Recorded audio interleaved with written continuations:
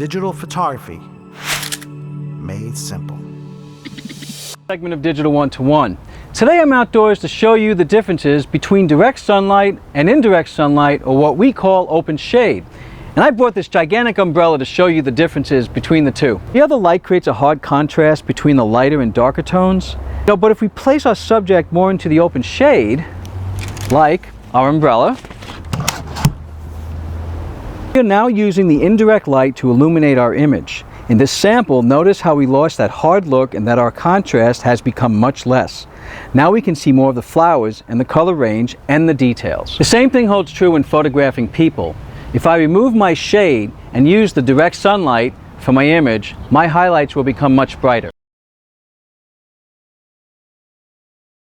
If I just place my shade back over me, and I'm now using my indirect or open shade light, my image becomes a little softer and much more appealing.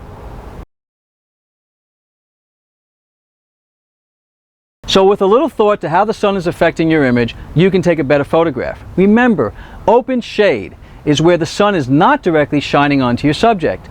Understand that you have choices when taking photographs. I want you to become a smarter photographer. You don't need to carry a gigantic umbrella around. You can put your subject into the shade. So thanks for watching again, and look forward to our next segment here on Digital 1-to-1.